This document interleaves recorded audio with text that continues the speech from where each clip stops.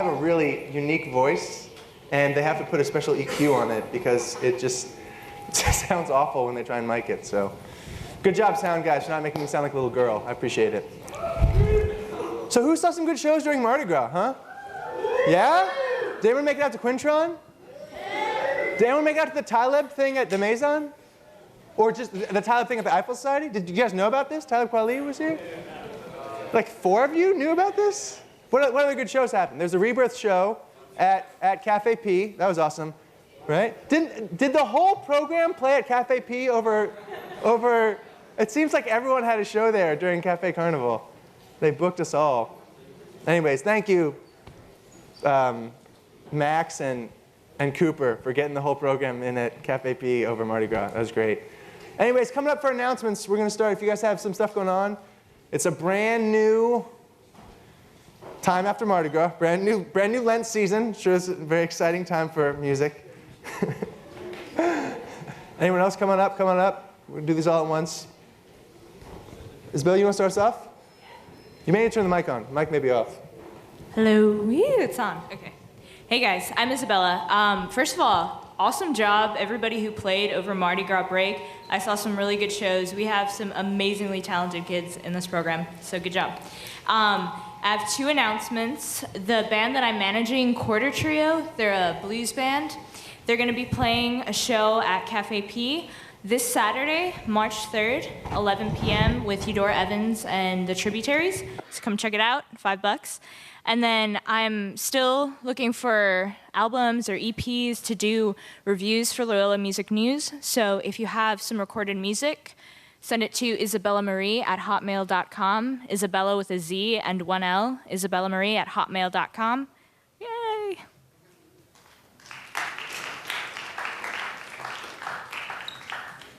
Hello. So Taz, Chucky What, and myself decided to start a group. We're calling it Neighbors Ate My Zombies. And we are releasing our debut EP on Wednesday, the 29th. It's called Digital Diseases. You can find it on Bandcamp, DatPiff, all that good stuff. So check it out. Also, Vapor Rat Show Friday at the Dragon's Den at 10 o'clock. So hope to see y'all there. Thanks.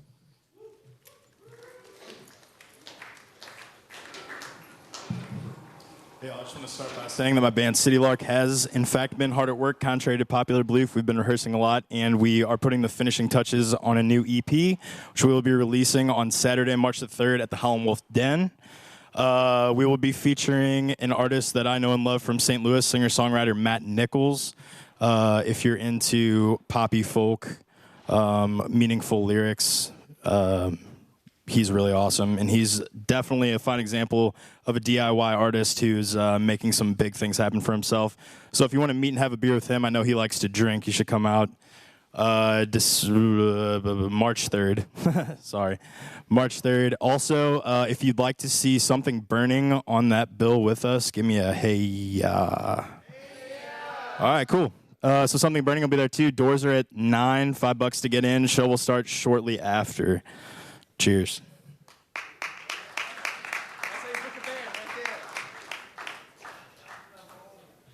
Hi, is this on? Hi. So my band Trump Tower is playing Cafe Pertania next week, next Friday, with Cozy and Artifact. Artifact is a rap group, and Cozy is Jack Gallagher's band right there. So come out, everyone. Thanks.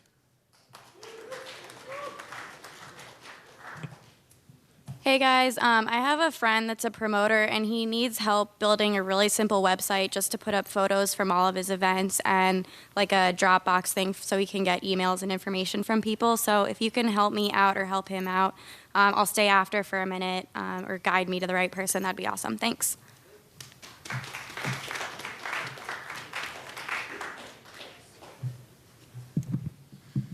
How's it going? I'm Alex Camaro. I'm a hip-hop artist. I just have two general announcements. One, I'm looking for beats, so if anybody has any hip-hop, R&B, reggaeton, instrumentals, anything, send them to me, contact me. If you just see me around, Facebook me something. Also, March 10th, we're going to be doing a video shoot. I recently did a song with this other artist. And I'll release more information about that. But March 10th, and I need beats. And also for the girl who needed the website, you can holler at Pete Shimshak. He's a man for websites. So mine will be up pretty soon by him. So thanks.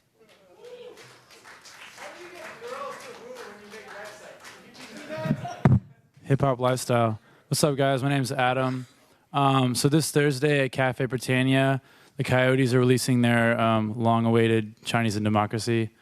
No, Cosmic and the Badlands. And it's going to be a lot of fun. I produced a track on there. It's really awesome. So Cafe P, Thursday, doors are at 9 p.m. with Underhill Family Orchestra and my new band, Aerial Attack. Thanks.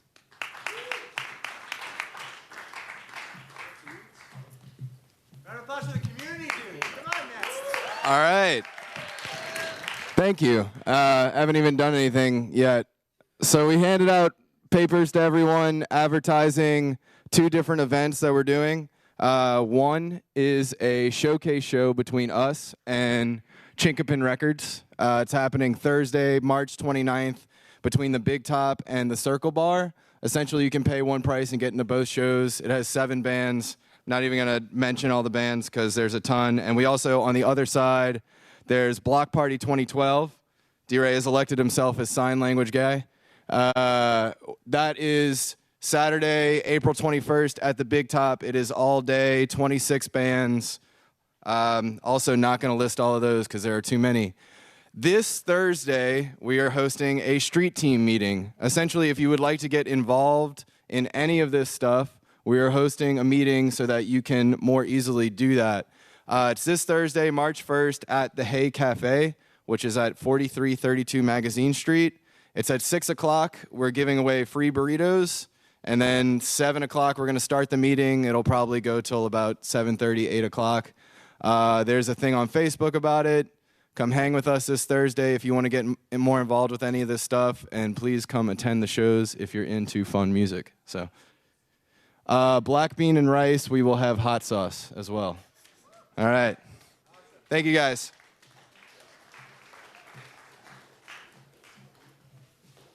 That sounds awesome. I'm Joe Saponis, and I've been under the radar for a little while, making an EP with my new project, The Quintessential Octopus. We'll have a single posted this Wednesday, but we're releasing our EP, produced by Keenan McCrae at Cafe Britannia this Friday night.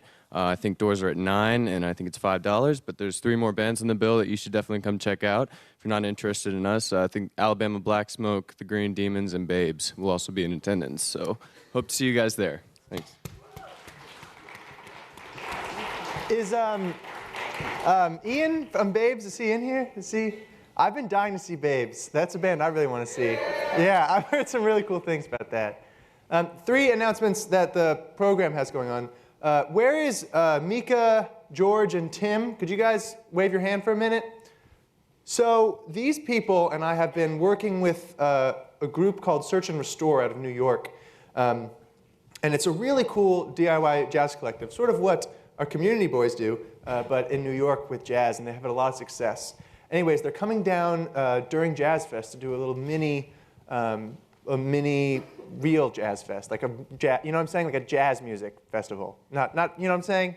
I feel like I'm gonna get stoned for that. That's what I'm trying to say. But anyways, it's a really cool organization, and Wednesday we're gonna meet at 5 o'clock in Senator's conference room to sort of put the board of people together who are gonna help us be organized. It's already got Justin Peake involved, Jeff Albert, a few people at OZ and Where You At. It's happening whether we're involved in it or not, but if you're interested in sort of a modern jazz industry, this is probably the only place where it's happening. So please come out Wednesday to that. See Mika, Tim, or George about that. Guys, raise your hands again if you're interested in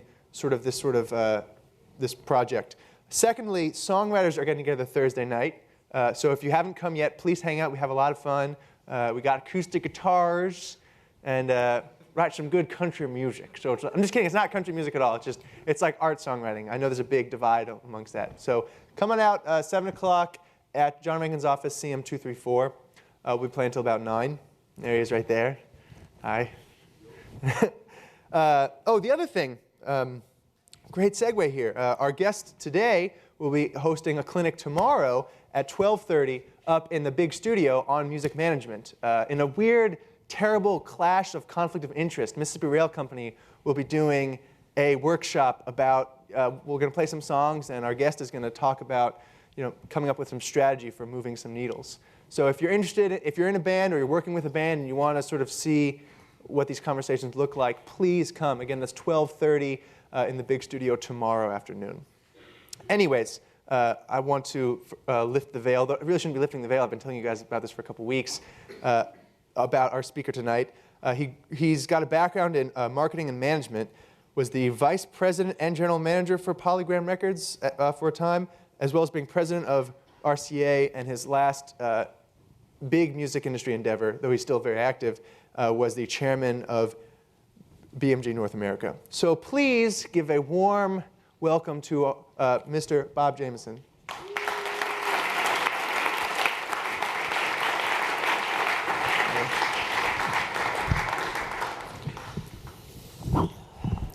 All right, so some of you have already met. We've been in a couple classes, but I wanted to sort of just find a ground level here. The music industry is in a pretty weird place now. I don't need to really explain that too much, but music has never been more demanded, yet the value has never been so low.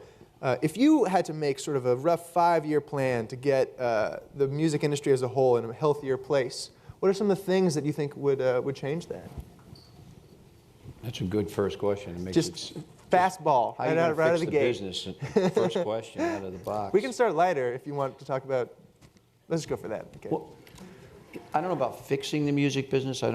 It's what you need to do is evolve the music business. It's always been evolving, and it will continue to evolve. We've reached a point now, a very serious bump in the road with the internet, and we haven't yet come to grips with how the internet can be helpful to the business on a going forward basis.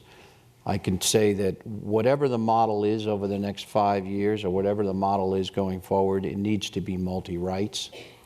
This is not anything that you probably don't already know, and many of you that are in bands or starting bands or are looking at management already know this. You need to, the pie has become so fragmented that you can't make a living just by selling CDs or by selling music. You need to be able to take that music and create a brand for who you are. And the music company of the future will be more of a brand marketing company, in my opinion, and they will be involved in more aspects of the development of that brand. Because right now you have merchandising people that do merchandising, you have agents that book shows for you, you have managers who oversee the whole thing, you have record companies, you have publishing companies.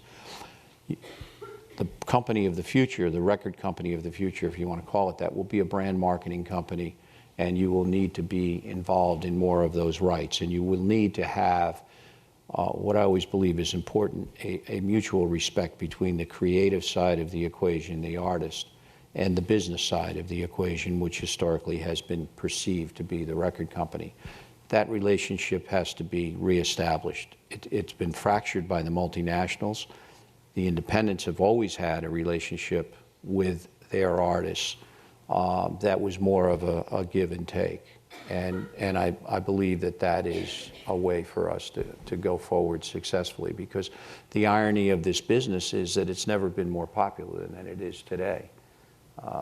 More music is listened to and consumed, if you will, than ever before. And I've been in the business for a long time and got into it when it was building to what was considered by many to be the glory days of the business. I believe those days are going to come back. I believe there's a lot of great music being made today. A lot of creative people out there that need to be heard. The internet will be a great help in the future, so the internet has to be a big part of that. But you need to be able to have participation in multiple rights if you're on the business side.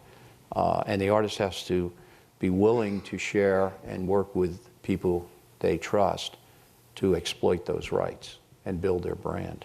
The first thing that comes to mind when you say that is sort of the 360 deal, which may be called the kiss of death. And we're not talking about that here. We're talking about where you can really add value to merchandising. There's somewhere where you can not just, let me have 10% of what you do here. Let me have, 10% of your merch. Let me have, no, it's more of where can I maximize the gains for these artists in what they do. Is that when we say a share in? Well, going back, the record companies in the past, when I first got into the music business, artist development was a big part of what we did because our future was always considered to be the artists that we were signing and developing. And the future of this business are the future artists. And we were involved heavily with artist development. We didn't just throw money at the artist. We had people with expertise in a number of different ways in merchandising. Early day artists, they couldn't attract an agent. So if we put an artist on a tour, if we did a promo tour, or we put an artist on a low budget, a low dope tour, as we used to call them, we were the ones who booked the tour. There was no agent booking the tour. So we brought that expertise to the table. We, in many cases, helped the artists develop their artwork. If you're back in the day, a lot of the early day T-shirts and sweatshirts and hats and whatever, that was the cover art from the artist's album. Who made that cover art? We made that cover art. So we were involved in a lot of the artist development and creating a lot of revenue streams for the artists in the early days. And we weren't not participating in any of those revenue streams that we were helping the artists create.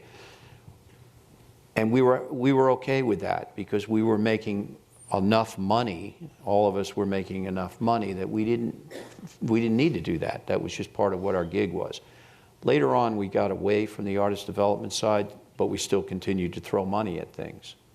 And so we became a bank. And we lost the creative input, but we kept the financial input. Now, with the business going the way it's going, where 95% of the business isn't paid for from a record set, from a selling standpoint, from a music selling standpoint, we can't afford to do that. The majors can't afford to do that. I keep saying me, I'm not in a multinational any longer, but they can't afford to pay for that any longer. So we need to be able, you need to get back into a trusting relationship with the brand marketers, if you will, and the creative community. So you balance the art and commerce in a better way. What are some of the artists that you've seen who we consider to be staples, but really flourished because they had a label who was able to stand behind them and help them grow? Were there some artists that... Almost every artist that you know today, when they first started out, I mean, some of the artists that I worked with in the early days, like Bon Jovi and Def Leppard, and I mean, all those artists that were back in those days, they all had major support from major labels, financial support and artist development support that gave them the ability to stay out there in the marketplace and continue to create without having the pressure of immediate return on that investment, like unfortunately artists have today when they sign to a major label. This brings me to the point that when we spoke earlier, you said that a publicly traded company may not be the best model to exploit certain copyrights. Could you maybe explain that some? Because they're publicly traded, and this was something that I realized when I was involved in that area. When I first went to work at CBS, we never heard about quarterly results. We were never given any pressure to deliver results in a given quarter. We were maybe the black sheep at CBS Inc., because they had the network and they had other things to deal with. So we were kind of left to our own. So we were allowed to allow our artists to develop. And when we signed an artist, we didn't expect a return on that investment for 2.5 albums, which may take 5 years or more. And we were not given any pressure or weren't putting pressure on the artists to really deliver while they were developing their craft. today, an artist that signs to a major label, they may not get a second single. If you don't have a hit, you're gone. And the reason for that is as these corporations started to put more pressure on the creative process to deliver a quarterly result, the management put pressure on the artist to deliver a product within a quarter that they were designated to deliver it. That you can't put a time frame on creativity. That's right. Some artists are very prolific and they can put an album out or they can write a song tonight. Somebody will write a song in this room maybe, and it'll be a good song. Somebody else may not write another song for another year, and you can't put pressure on those people. If you put pressure on somebody that takes longer to write a song or deliver a vocal, it doesn't mean it's going to be delivered, that it's going to be good. Part of the reason why there was and still continues to be a complaint about some of these artists, some of these albums having one hit on them. You'll hear that all the time. There's only one hit on it. And I'm not going to pay $15 for a CD with one hit. And that's because sometimes, because the pressure was on to deliver that album by that named artist on that quarter, and the quality suffers. And some of those albums were an embarrassment to put out, and we should have only put out the single and understood that that's all it was. It wasn't an album. A lot of filler out there. You know, you said something earlier that sort of, I mean, some people say that we don't even, if we could just get past the CD as the format, you know, if we could, we don't even, it's the format is holding back what these large groups that want to help artists can really do. Could you explain that some? I think that the CD, we all know the CD will go away. It's going to happen. It's a matter of time. I mean, it may be around, but I mean, it's not going to be completely extinct. But it's not going to be a viable carrier for much longer, if you even think it's a viable carrier today. And as long as the infrastructure has to maintain the ability to manufacture, distribute, do the artwork, and all of those things that are associated with delivery of the CD, that's a cost that we can't afford. The industry can't afford it. And if the industry moves forward and gets rid of the physical product and you have digital information only, it opens up a door for some of those dollars and some of those monies to be freed for maybe artist development or for things that will be more beneficial to that artist that needs the support and the help on a going forward basis.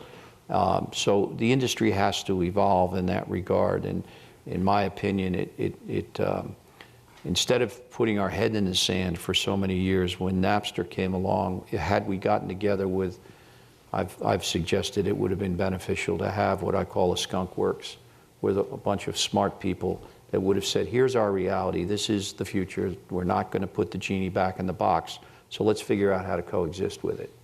And let's try and find a way for the creative process to continue to grow and thrive, and for everybody to move forward and be happy.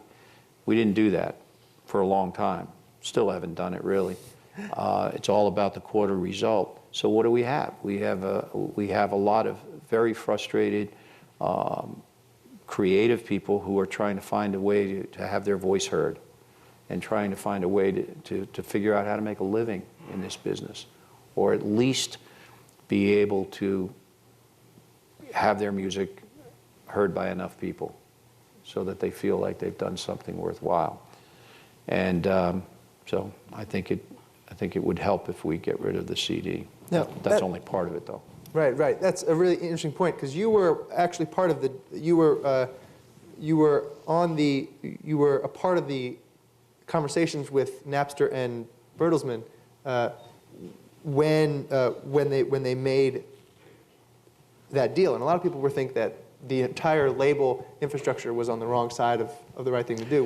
What was going on there? Well, Napster, the reason that Sean Fanning, I don't know why Sean Parker all of a sudden became the Napster dude, but Sean Fanning went to Northeastern, I think, and the the reason that he got together with some other students and they developed Napster was because he wanted to file share Dave Matthews shows. And Dave Matthews, I signed Dave Matthews. I've been involved with Dave from the very beginning. And that's why he did it. He did it so he could, if any of you are Dave Matthews fans, you know that everybody wants to know, he did this version of Crash at this show, and I want to trade and get that, and I wasn't there. And that's how it all began. So when I sat with Fanning and our corporate persons, a guy named Thomas Middelhoff, who was chairman at the time, was a real visionary. A real visionary in a very conservative company, Bertelsmann. And he had the vision to buy Napster and turn it into what would have been the industry iTunes. And just so people know, what time are we talking about this year? Well, this was this was not like a late maneuver. No, this was very early. I mean, we were sued. I'm so bad with dates. When it was, but it was 1990, in the 90s, early 90s, I think. That late? Okay, time flies when you're having a good time. I thought it was earlier than that. But if that's the case, that's the case. And he had the vision originally. If we buy this, and then we make the other other record labels, other multinationals, and the independent sector a partner in here, and we have a board, and we put all our money, all our music into it, we can be the iTunes, and we can control the intellectual properties that we have. And that was the vision. And because the industry, we did this before the industry had been aware of it, they sued us for tens of billions of dollars. And we fought over it for years. And Who sued who here? Or? Universal sued Bertelsmann, Warner sued Bertelsmann, Sony sued everybody. Everybody that you could think of sued us. And there is a book on that, about Napster. And that story is told.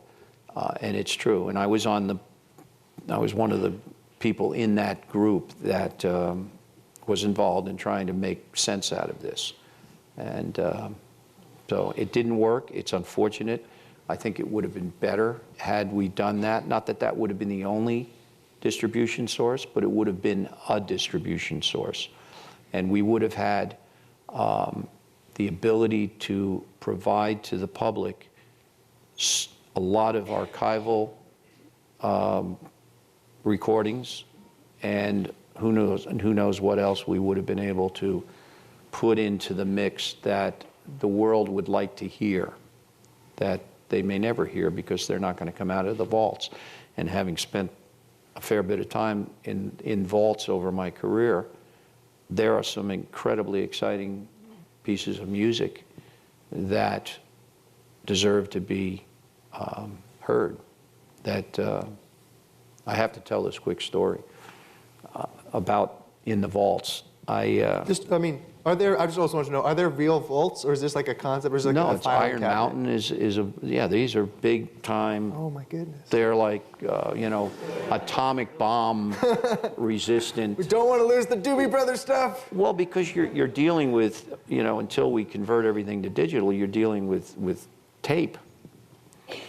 And, when we did the album for Elvis Presley, the number ones, we opened up boxes of recording tape that hadn't been opened since 1956. And they used to have to record all the way through. There was no editing. So I have outtakes, if you will, of Elvis Presley talking to the musicians, and when you can hear it, when it's digitized, you can hear them talking to each other.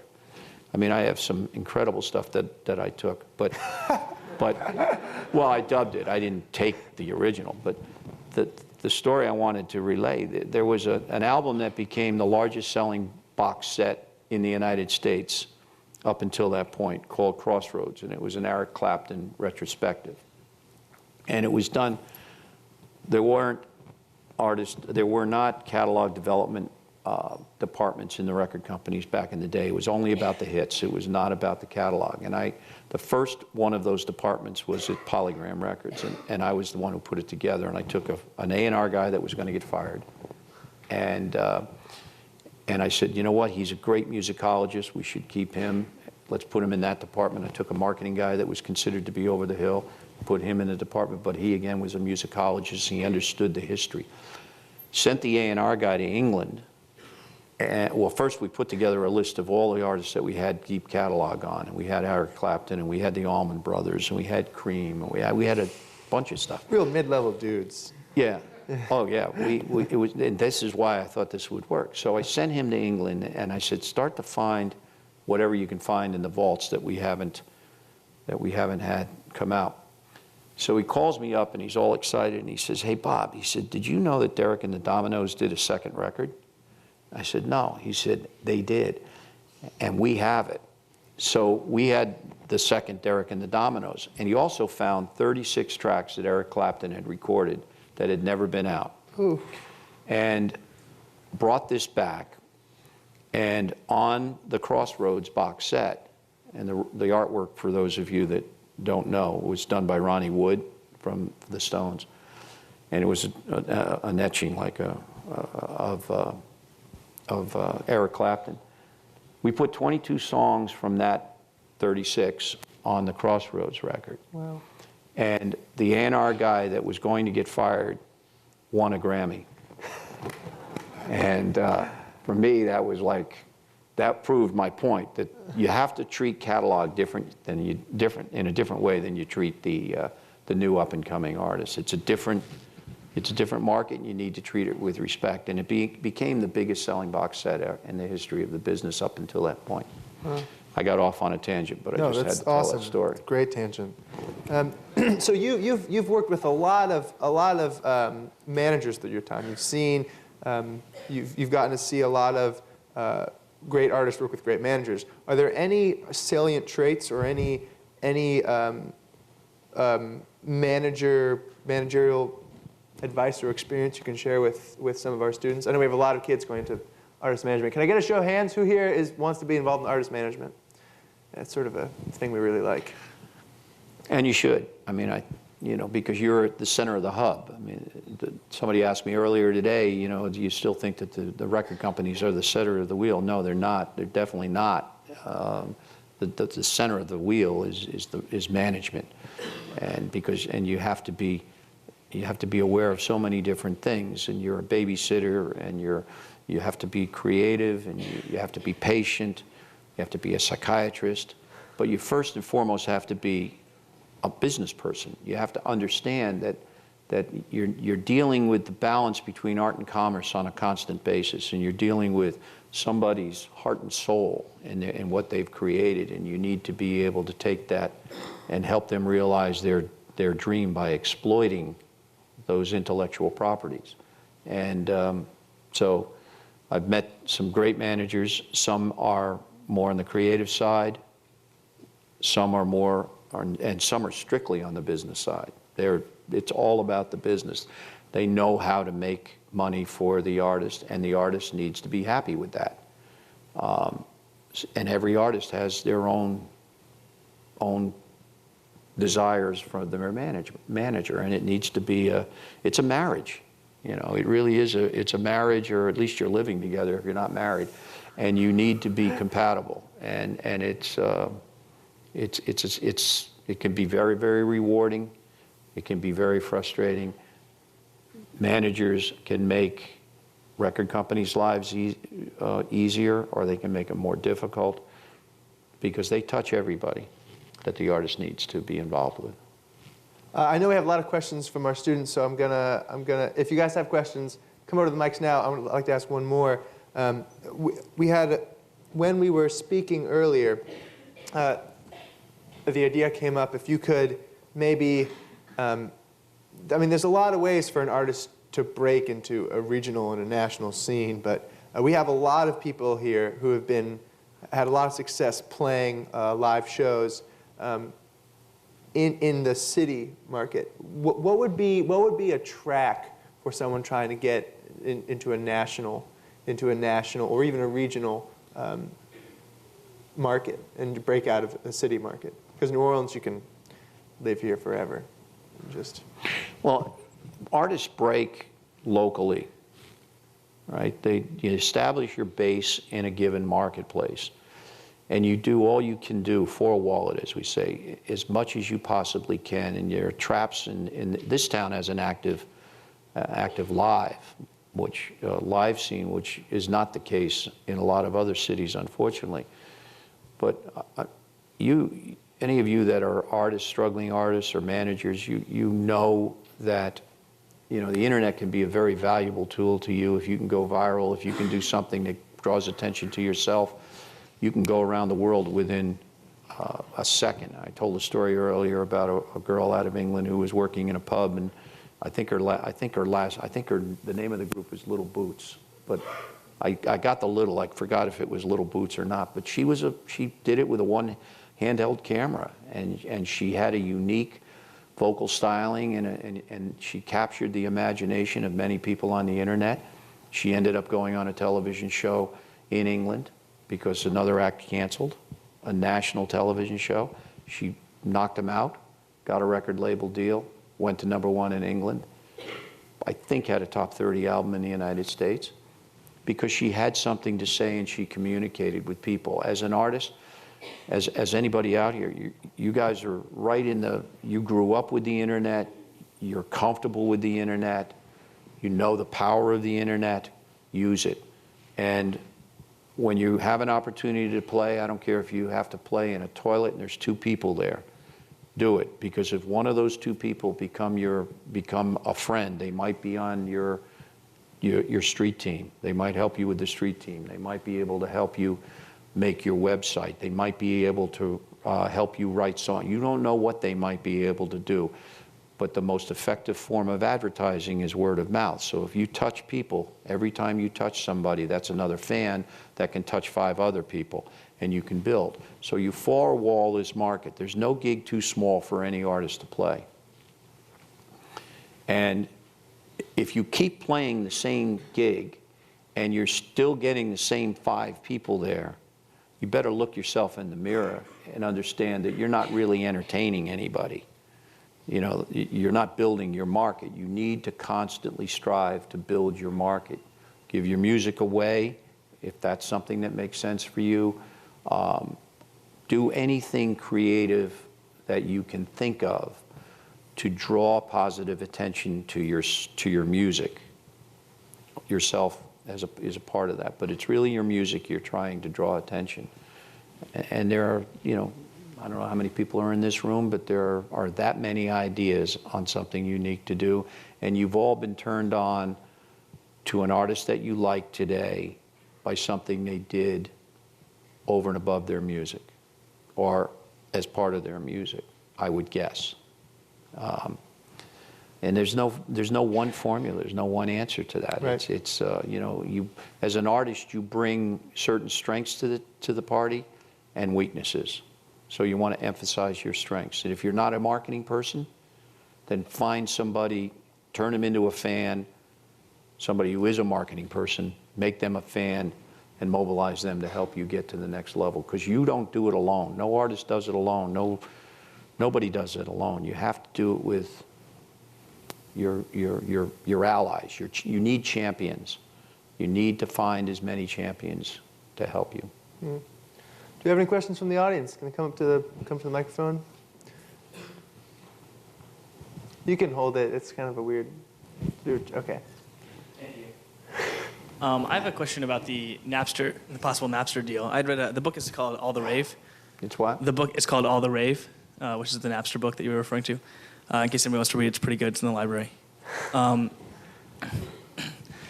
curious. So you had talked about how Bertelsmann was actually interested in partnering with Napster, whereas the rest of the labels were hell-bent on destroying it. And I'm curious if you could speak to the sort of open-mindedness required as a leader to be able to see something that is certainly threatening and be able to approach it from trying to how can we work with this as opposed to how can we try to take it down. Because as we saw, the take it down route didn't work very well. As I said earlier, that innovation and any time that there had ever been a development in the music business, when the CD came in, the industry hated it. They tried to fight it. They tried to hold it back. When the LP went to the cassette, they tried to hold it back. Every single time during my experience in the music business, anytime there'd been an innovation, rather than embrace it and work with it, we fought it. In the case of Napster, we tried to litigate it out of existence, and we all know how successful that was.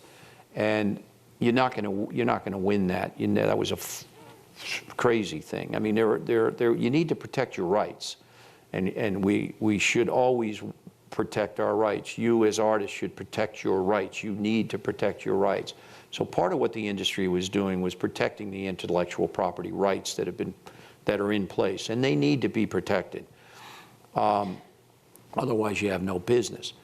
But you also need to understand that this is a golden opportunity. It's a giant opportunity called Napster, or called the internet. So how do we coexist, or how do we innovate ourselves into this future and become a part of the future?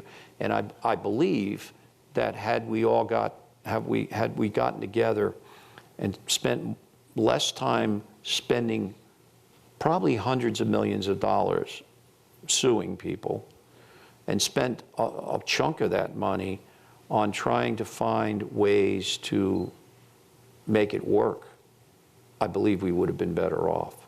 We certainly wouldn't have pissed off probably everybody in this room who look at the multinationals as the mean, bad machine.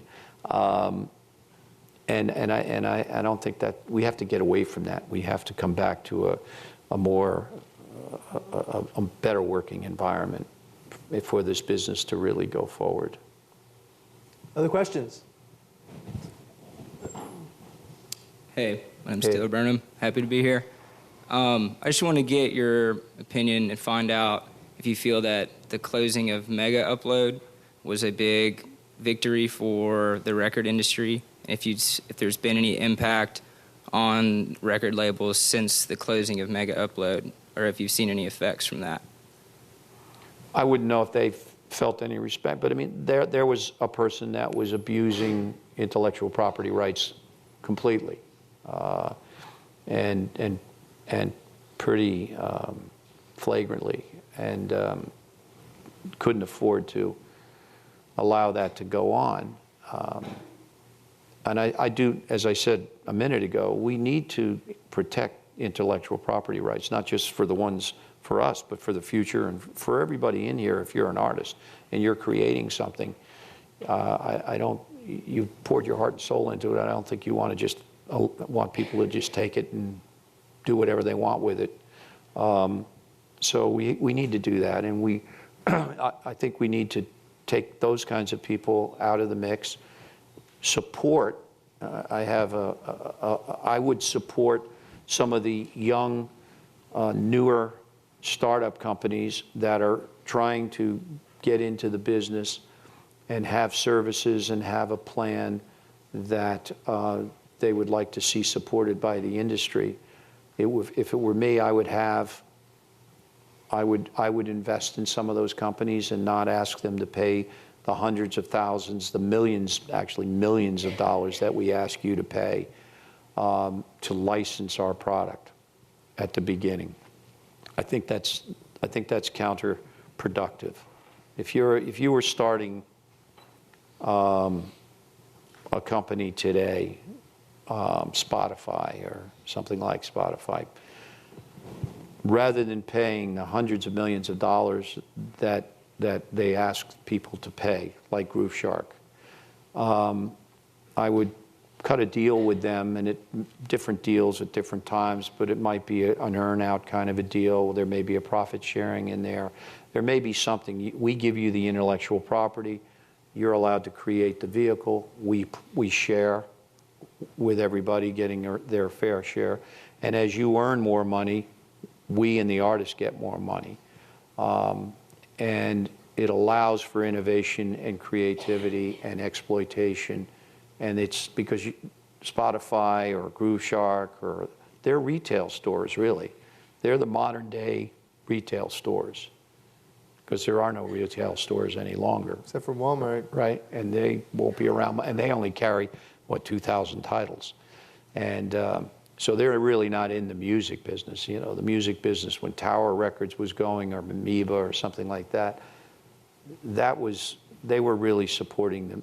You don't have those stores anymore. You guys don't, I don't even know if there's a store, and I'm sure there is in New Orleans, but there probably aren't many, and fewer every day. And that was where you used to find out about new music and used to find out about a lot of things. So the internet distribution companies, they are the record outlets of the future, the music outlets of the future. And I, for one, believe that we should find a way to support that. And I think that some of that money could have been used to support those people, as long as they are playing by the rules. Mega Upload didn't play by the rules. Neither did Napster. My name's Kevin. I just was wondering, over the past few years, I've seen a trend in multinationals and some of the bigger corporations buying up small independent labels once they hit, you know, maybe $15 million, $20 million in revenue. And I was just wondering, from your experience, if you've seen any sort of move toward like a change in character of the record labels, or if they're like, what is their purpose in buying up these labels? Because a lot of the consumers they support these independent labels because after the whole Napster issue, all the consumers were, you know, trying to find any means possible to get music from anyone but a multinational, just to spite them. And then once these independent labels get big enough to where the multinationals see it as like a means for profit, they buy them. And I was just wondering if maybe these multinationals are taking any of the business models of these independent, moving more towards like a managerial type role instead of the sort of controlling relationship that a lot of people have seen it grow to in the 90s. That's nothing new. That's been going on forever. If you look at Universal, Universal is a collection of former independent labels, A&M and Island and MCA and Motown and Mercury and Deutsche Grammophon. They were all independent labels, and BMG is an aggregation of the same thing with Jive and RCA. RCA was a multinational from the very beginning, but there were very few multinationals from the very beginning. Most of them, Mercury Records, a lot of these were just owned by entrepreneurs, and the entrepreneurs, they were risk takers. They were willing to take a chance on music that might not be in the mainstream at the moment. So some of the more innovative and creative artists have come through independent labels. That's still true today, and it will be true tomorrow. Multinationals are big on exploiting something once it becomes fashionable, but they're not good at, rap would never have started in a multinational. It just wouldn't happen. I mean, rap's been around a lot longer than any of us even realize, but the rap that you all know now, which has become more pop-oriented. Anyway, the buying up of the current independents is just the way the cycle works. They get to a certain point, somebody sees that they're doing things right, and they've got a roster and intellectual property ownership that the multinational likes. They put it into their mix because they don't, once you put those masters into a record company, you don't have to add any staff. So it becomes, but what ends up happening, as has happened with all these independents over time, they've all lost their identity. It used to be Elektra Records stood for something, or Warner Brothers stood for something. They had a certain musical strength, and they stood for something. There were labels back in the day that you would buy anything. You would know that if you bought an artist on that label, it was a certain kind of an artist. That's not the case anymore. I mean, even some of the artists like Bon Jovi I mentioned. Bon Jovi was on Mercury. I think he's on Island today. It's the same multinational, but they moved them around to balance out their labels. So it's different. You know, I just want to step in for 1 second, and correct me if this is wrong, but I'm starting to get this feeling that it's I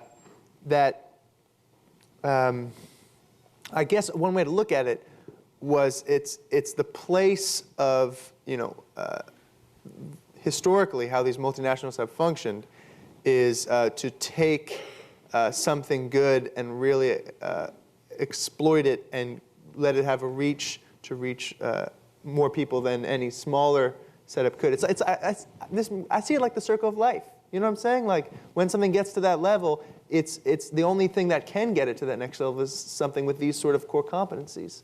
You know, it's not necessarily an ethical thing, or obviously it varies for kinds of music, but there's a place for all. There's a place for all. There's a place for indies. There's a place for majors. It's not one will cannibalize the other. It's just different styles have different needs. Artist careers are like, there are different, it's a ladder. And when you're an artist and you're trying to move up the ladder, sometimes you don't want to go to the top of the ladder. You're happy at a certain rung on the ladder. But the independents offer you a certain, you do it yourself at the very beginning, and then you get to an independent that you feel comfortable with. But then you may outgrow that environment, and you may want to take the next step up in the ladder, and you can't do it with that independent for whatever reason. You know, they may not have the reach, they may not have the global distribution, they may not have the money, so you need to make another change. So you may move to a mid-major or a larger independent company, and you move up the ladder. Some of these artists have moved from label to label, and they've moved their way up. Sometimes their label gets bought because somebody sees that these people have a real ear for what's up and coming, and these artists are growing. It's part of the process. It's part of the process, and they all have a purpose. They all have a reason to exist. They will all coexist in the future. I think that the majors are the ones that have to do the most amount of adjusting, in my opinion, because they're getting hammered. But we also need a healthy environment for multiple levels of exposure and exploitation to have a healthy industry. I just think it would be a healthier environment if we have a better balance of everything. But it won't be healthy as long as 95% of the music that's being made is being consumed for free, because you can't beat free. You just can't beat it. I mean, we can't. You can do certain things, but you'll never ever, as long as that percentage is 5% of the business, is what the estimate is. It's a huge business that we just need to recapture more of it for everybody concerned. What you say is that, make sure I understand it correctly, there's, of the total people listening to music, only 5% is not pirated? Is that the... Only 5% of it is being paid for. It's not necessarily, pirating sounds so negative, so bad, but 5% of it is being, roughly 5% is what we consider to be a fair estimation of what the environment is. Certainly in the digital side, that's pretty easily quantified. Any other questions? That's it? There's 8,000 people in the room, and I can't get another question? I failed. Oh. Zach, you want to go again? Zach's burning here. We're almost out of time. Zach, this will be our last one. I think we're close. We got T-5 here. What? This guy back here wants to know what happens to the Clapton records. How much what? What happened to the other 14 Clapton records? Just so the people at home can hear, what happened to the other 14? They were on Sessions, which was another record we came out with. A couple of them were several versions of I Shot the Sheriff. I mean, he shot the sheriff. He should have been in jail, man. He shot the sheriff a lot. It was a reggae version. It was a pop version. It was everything. Everything but a classical version of I Shot the Sheriff. But most all of them were used. And some were just crap, to be honest with you. Zach. So I guess we've kind of been pointing at this. You've been talking about 95% of the music is not being paid for, and a lot of it has to do with the digital world and not being able to monetize it. How much of this do you think, or maybe I'm asking the question wrong, do you think that it's not an issue of protecting your rights, it's an issue of the way the rights apply to the digital world is not appropriate, as in like there should be some sort of policy reform from the copyright side, just keeping in mind that copyright was created to protect books and sheet music, and the internet is just, the digital files are very different than these physical things. So perhaps the reason, I'm just curious if you would agree with this or have any thoughts on this. Do you think that the reason why we're experiencing such a downturn is because we're trying to use this antiquated law to monetize something that is so radically different from what the law was created to regulate?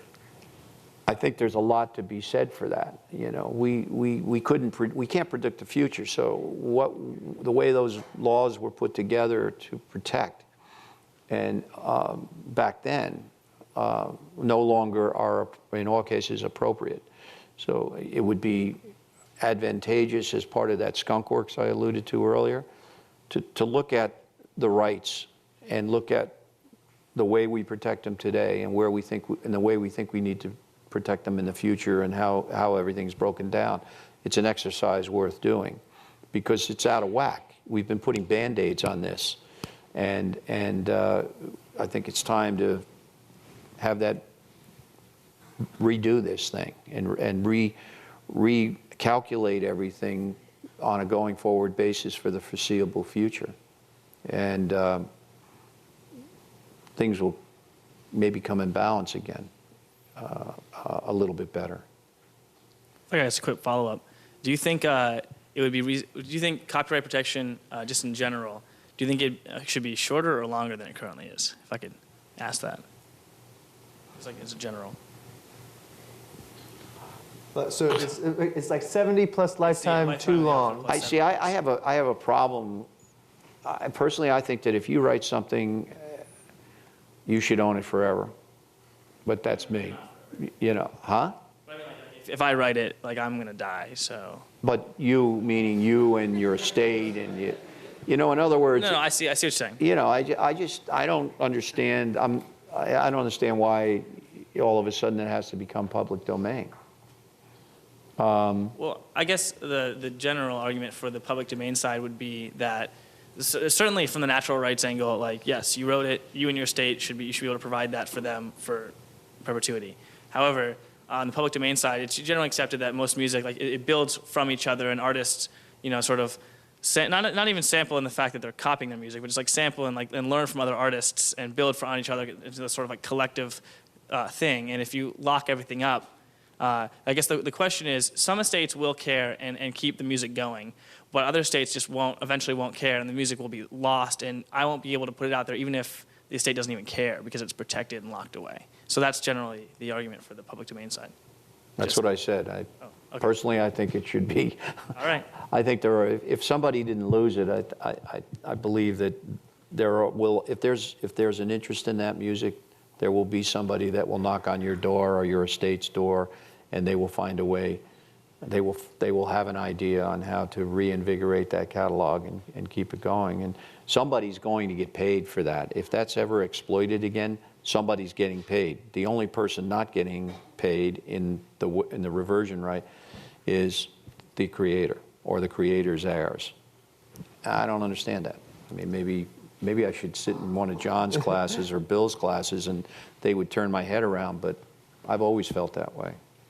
Well, if you guys have any more questions, please come up and say hi or just say thank you. Again, we'll be getting together tomorrow at 12:30. So please give a warm round of applause to Bob Jamieson. You